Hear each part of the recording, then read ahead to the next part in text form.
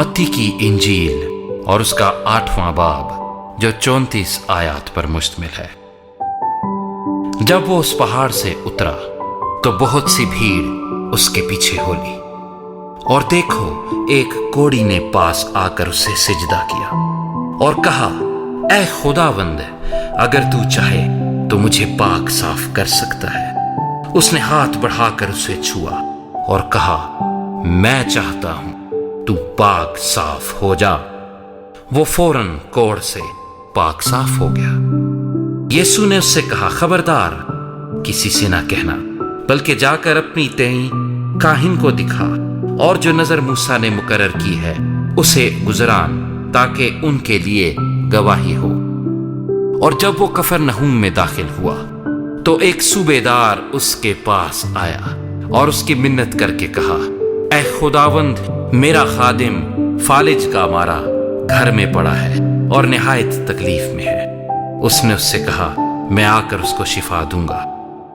सूबेदार ने जवाब में कहा, ऐ खुदावंद, मैं इस लायक नहीं कि तू मेरी छत के नीचे आए, बल्कि सिर्फ जबान से कह दे तो मेरा खादिम शिफा पा जाएगा, क्योंकि मैं भी दूसरे के इख्तियार में हूं और सिपाही मेरे मातहत हैं। और जब एक से कहता हूं कि जा तो वो जाता है, और दूसरे से कि आ तो वो आता है, और अपने नौकर से कि ये कर तो वो करता है। यीशु ने ये सुनकर ताज्जुब किया और पीछे आने वालों से कहा, मैं तुमसे सच कहता हूं कि मैंने इस्राएल में भी ऐसा ईमान नहीं पाया। और मैं तुमसे कहता हूं कि बहुतेरे पूरब और पश्चिम से आकर इब्राहिम और इसहाक और याकूब के साथ आसमान की बादशाही की ज़ियाफत में शरीक होंगे, मगर बादशाही के बेटे बाहर अंधेरे में डाले जाएंगे, वहां रोना और दांत पीसना होगा।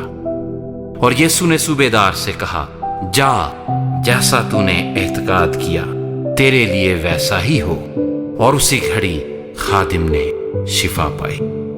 और यीशु ने पतरस के घर में आकर उसकी सास को तप में पड़ी देखा। उसने उसका हाथ छुआ और तप उस पर से उतर गई और वो उठ खड़ी हुई और उसकी खिदमत करने लगी। जब शाम हुई तो उसके पास बहुत से लोगों को लाए जिनमें बदरूहें थीं।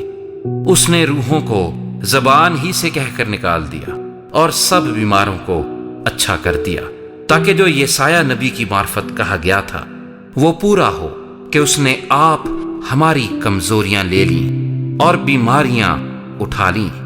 जब यीशु ने अपने गिर्द बहुत सी भीड़ देखी तो पार चलने का हुक्म दिया, और एक फकीह ने पास आकर उससे कहा, ऐ उस्ताद, जहां कहीं तू जाएगा मैं तेरे पीछे चलूंगा। यीशु ने उससे कहा कि लूमड़ियों के भट होते हैं और हवा के परिंदों के घोंसले, मगर इब्ने आदम के लिए सर धरने की भी जगह नहीं। एक और शागिर्द ने उससे कहा, ऐ खुदावंद, मुझे इजाजत दे कि पहले जाकर अपने बाप को दफन करूं। यीशु ने उससे कहा, तू मेरे पीछे चल और मुर्दों को अपने मुर्दे दफन करने दे। जब वो कश्ती पर चढ़ा तो उसके शागिर्द उसके साथ हो लिए, और देखो झील में ऐसा बड़ा तूफान आया कि कश्ती लहरों में छिप गई, मगर वो सोता था।